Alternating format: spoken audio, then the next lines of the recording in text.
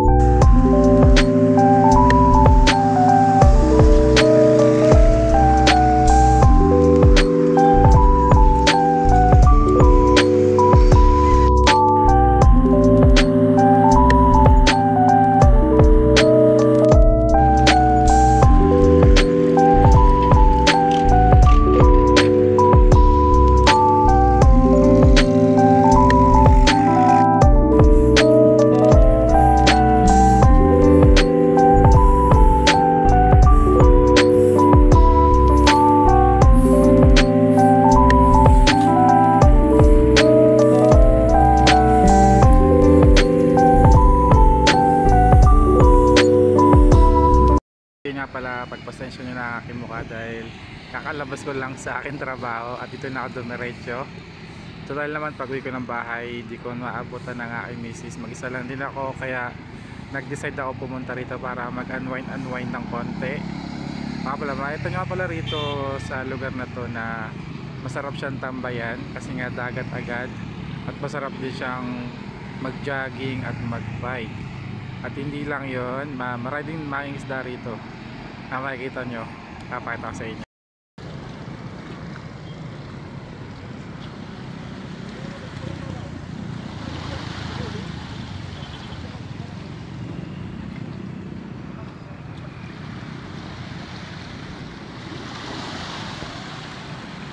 So yan nga pala, sa part na yan medyo maulap, di nakikita natin yung dyan, yung Mount Apo.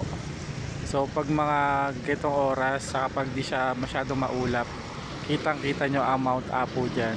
Talagang napakaganda rito tumambay. Hindi lang tumambay, maganda rin dito makipag-date. Kaya pag kayo pupunta rito sa Davao, alam nyo na kung saan kayo pupunta. Dito lang yan sa likod ng SM Ecoland, kung saan kayo mag-enjoy na mag-jogging, mag-bike at mag-unwind dito sa lugar na to. So ayun nga pala, hindi ako pumunta rito para maghanap ng ka-date. Alam naman natin na meron dito tayo. So pumunta lang ako dito para mag-relax ng konti dahil nga medyo di maganda ang araw ko ngayon, kaya pumunta ako dito. So for mga nature lover dyan, so ito ang lugar na maganda sa inyo. Kung gusto makita ng dagat, bundok, so this is the good place for you and for me as well. So ayun nga, di ko first time pumunta rito, nakapunta na ako before nung nagkatrabaho ako dyan sa may Ecoland. Every time na nalulungkot ako, namimiss ko yung anak ko, dito ako pumupunta. Siyempre kasama ko with my friends, sa aking mga ka-co-worker ko. Pero ngayon mag-isa lang tayo kasi nga di ba tayo ganun masyadong talkative saka approachable, so low key lang tayo, so wala tayong ganun pinakausap dun sa office. Kaya solo lang ako, pero okay lang naman yun, at least walang gaanong storbo. So nakapag-isip tayo ng kahit pa paano. So halika, samahan nyo muna ako rito mag-tambay kahit saglit lang.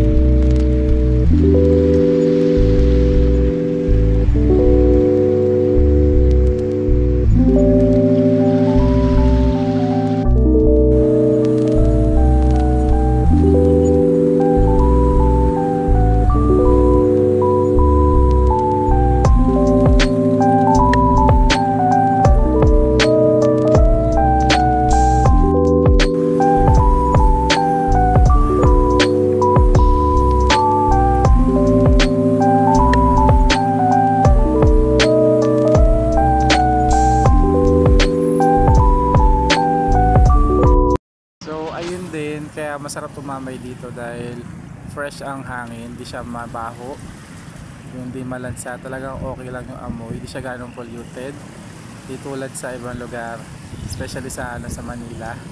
Since doon tayo galing, so pag pupunta tayo ng mall doon sa may Mall of Asia, malapit ang dagat din doon, pero hindi maganda yung amoy, sa medyo makalat. Dito talaga malinis. Sa mapapansin nyo, meron itong street sweeper, so sila yung nagpapanatiling malinis ang kapaligiran dito. So ayun na nga, enjoy muna natin ang ganda ng view habang tayo nag-unwind ng konti. So samahan niyo ako na, tara na.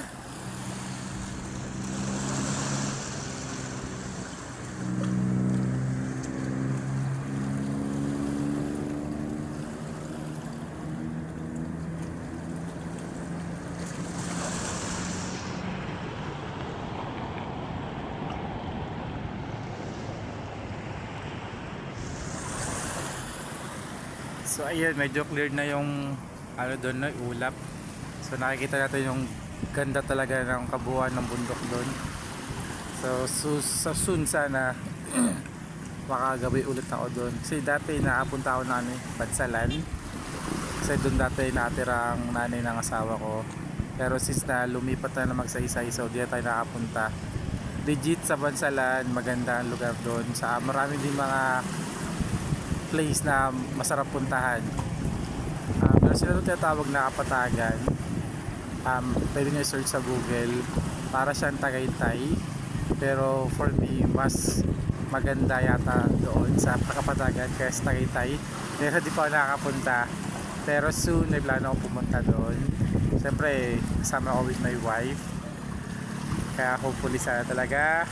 Ayun na nga, pakita ko na sa inyo yung dagat doon, no? Nagpapakita na siya na. Mapapansin nyo, medyo clear na yung bandang lugar doon, diba?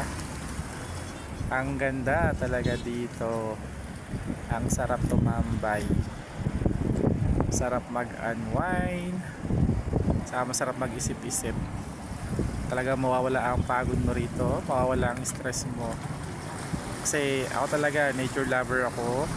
So every time na may problema ako, gusto ko makakita ng dagat or mga puno-puno, mga bundok. Kaya nung nasa Maynila ako, pupunta pa ako ng Antipolo para makakita ng mga green places. Kasi sa Antipolo, sa kapatid ko, medyo maganda sila doon, mataas. At makikita mo na rin din yung Laguna de Bay. Ayan na siya, oh. See, daming mga nag-jogging, daming tumatambay. Medyo nawawala na yung ulap sa bandang gawi doon, kaya nagpapakita ng paunti-unti ang Mount Apo. So ayun na guys, medyo mainit na, no? So kailangan ko muna umuwi kasi medyo rush hour na rin. So pahirapan na sumakay ito ng jeep. So ayun, salamat sa panonood. Stay tuned lang kayo for more update. At kung nagustuhan nyo itong video, please don't forget to like and subscribe and share it to your friends or to your family para alam nila next time or in the future pag meron kayong family outing or decide nyo mag-unwind, pumunta sa ibang lugar, dito na kayo pumunta sa Davao. Guaranteed, safe, malinis at ma-enjoy nyo talaga ang mga lugar dito. So ayun na nga, hanggang ito lang muna ang ating video. Kailangan ko na umuwi dahil may pasok pa rin tayo mamayang gabi. So ayun, thank you so much sa inyo lahat. So see you soon.